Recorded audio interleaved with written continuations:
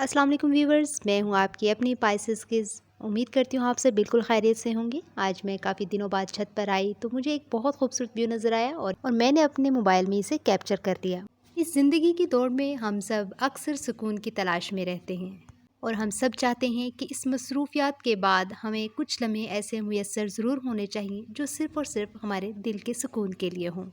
और मुझे आज वो लम्हा मुयस्सर हो गया, तो मैंने इस लम्हे को बहुत खुशगवारी से गुजारा और मैंने अपने लिए थोड़ा सा वक्त निकाला क्योंकि बारिश का मौसम था और मेरा दिल किया कि मैं चाय बनाऊं और साथ में आलू के पराठे बनाऊं।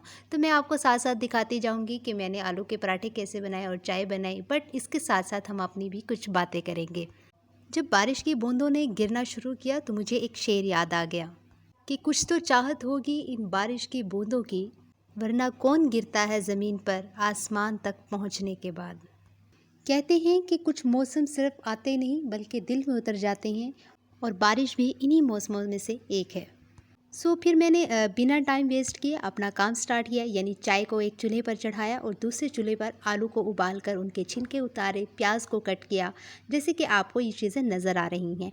तो वीवर्स, आप मेरे मटेरियल पे मत जाइएगा कि मैंने क्या चीज़ें डाली हैं और क्या चीज़ें कम की हैं। मुझे पता है चीज़ें क्या क्या डलती हैं, बट मेरे पास जो चीज़ें मौजूद थी मैंने उन्हीं से जल्दी जल्दी चीज़ें बनाना शुरू कर दी थी। तो बहुत लजीज बने थे पराठे, जैसे आप देखेंगे आगे, और चाय भी बहुत मज़े की बनी थी।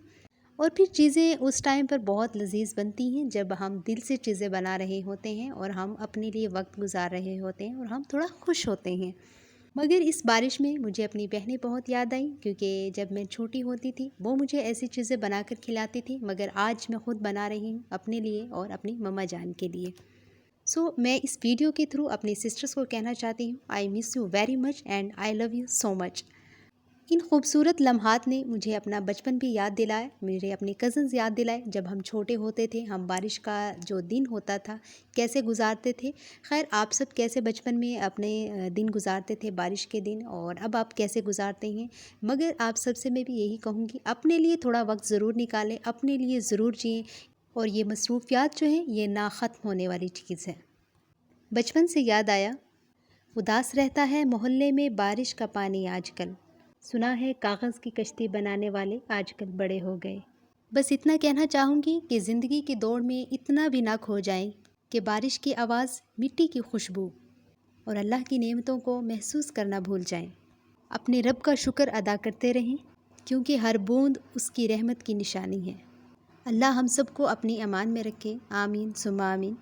हर मौसम की एक कहानी होती है, लेकिन बारिश की एक अपनी कहानी होती है जो हमेशा दिल की ज़बान बोलती है। आप भी इस बारिश के मौसम को चाय और आलू के पराठों के साथ खूब इंजॉय करें। Thank you so much and अल्लाह हाफिज़।